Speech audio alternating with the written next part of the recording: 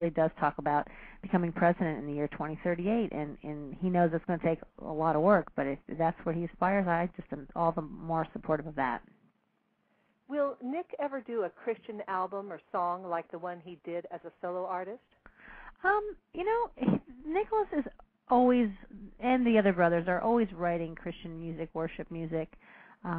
That unfortunately never worked out with the record company and the record label. It wasn't anything on that had to do with our end. That was something we had pursued, but just didn't. And music industry is interesting, and there's a lot of things people don't realize, and that was really solely nothing to do with us, that didn't come out to fruition. But he's got a whole collection of music that's all Christian, worshipful, different kind of songs that, and so, someday maybe, I don't know if he will or he won't. It all depends on how this train rolls, I guess.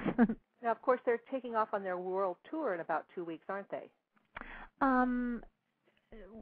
Actually, the world tour is in the fall, but there will be a summer tour that we'll start working on in about a month or so. Yes.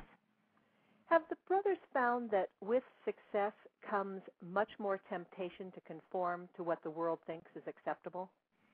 I think that we all fight the temptation to conform, whether we're just at church and youth group or we're in the spotlight. I think they definitely. I think that their schedule is so heavy that it's very difficult. I tell you, the scriptures that speak to us about idle time, it's the devil's playground, is really amazing. I can understand how that works. When you're so busy, you don't have a lot of time, but you've got to have that downtime to help. There definitely is. There's always temptation all around. I think I wouldn't want to, put them in a separate category in saying that. I think that they definitely have to fight different battles than maybe someone else their own age in a high school. But I think that high school kids fight tremendous temptation and tremendous battle, and I think it's good to be able to be encouragement to one another. What do the boys find to be the most important things in their day-to-day life? I think connecting with our family unit is really important, and taking some time to just focus on, just getting up time to breathe. Some of the, different ones. I don't know. I wouldn't want to single any of them out, but I know that they take their personal time, their devotional time, and I know that having that time, especially with our family unit, is important. Their schedules now are very hard. Like this morning was a really early morning. Like they got up and went to work at 6 o'clock to their set, and they're here all day till the end of the day, and in that time they'll do some schoolwork, while they're here, 3 hours of that, and if so there are days that they come home late and we don't even connect as a family, and that's so important to them. The brothers, as you said, are all so busy with their lives, and there are always people around them, but do they ever get lonely? I think they probably do. I think that they get lonely at times. They really wish they could. Their friends are, very few because of their busy life and their schedule, and they're really grateful. I think that they have. I'm grateful. I know they've expressed it to me and to others that they have one another, which makes it really, really great. And I think it's really even more difficult for artists that are by themselves. Like, and you see a difficulty with solo actors or singers. I think it's a lot harder. And that is one thing I think they're very grateful for, to have one another. And Denise, here's the last question. Is it true that one of the brothers has diabetes? And is this a problem for him when he is traveling? Yes, it's true. Nicholas was diagnosed with type 1 diabetes 3 years ago, and it really scared us because we had no understanding of what diabetes was whatsoever, and we had to learn about it very quickly. And Nick had to get his blood sugar under control very quickly. Nicholas wears an insulin pump that he jokingly refers to as his pancreas on the outside of his body, because his pancreas basically does not produce any insulin, which would convert the sugar in his bloodstream into energy.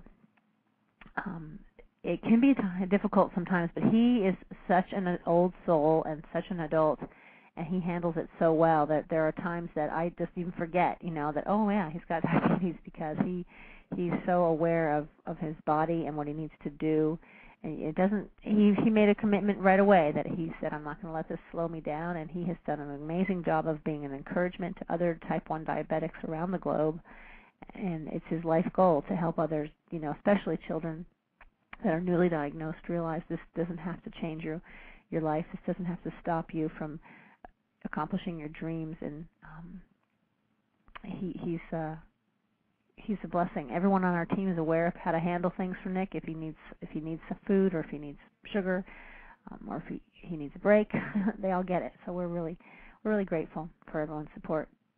Well, Denise, this is just perfect because we just finished off 20 minutes, and I was able great. to cover every one of the questions. I love it. Thank you. Yes. So thank you again. We're going to play that recording again. I don't know if you had a chance to listen to it. It was so kind of the boys to go on into the Disney studio and record this special message for us.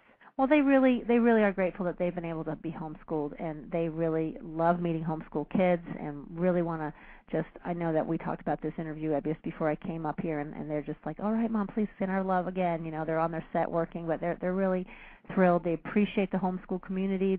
We would love to see everyone's support for the 3D movie. You won't be sorry. It's a fun movie. You see our family behind the scenes, how hard they work, what they're doing. It's really neat.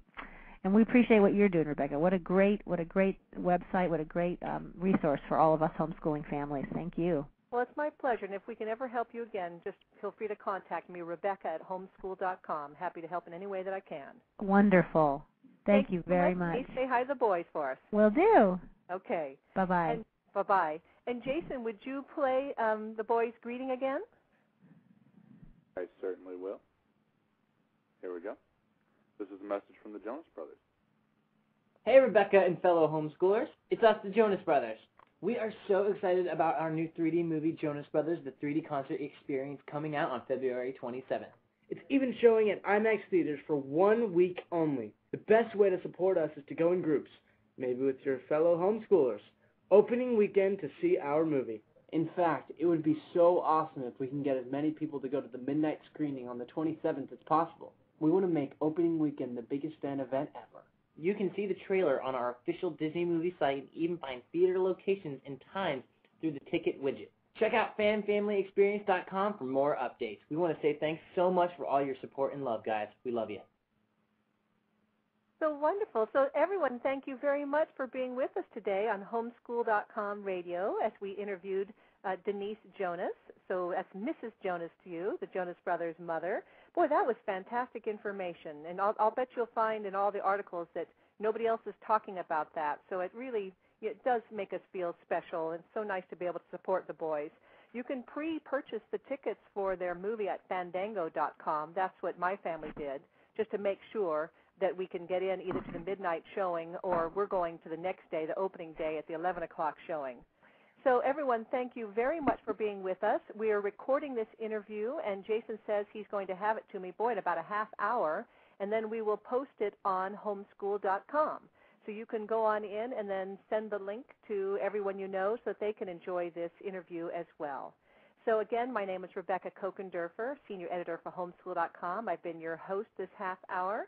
We're so happy to have you with us, and if we can ever help you with your homeschooling, feel free to email me, Rebecca, REBECCA, @homeschool.com, or to come to us at homeschool.com. Lots of great information for you and a nice little forum where you can chat as well, where you can continue speaking with each other. So thank you again, and Jason, go ahead and leave the chat live so that they can communicate with each other, and we will go ahead and end this recording and end this live segment. Thank you, everyone. Hope to talk to you soon. Bye.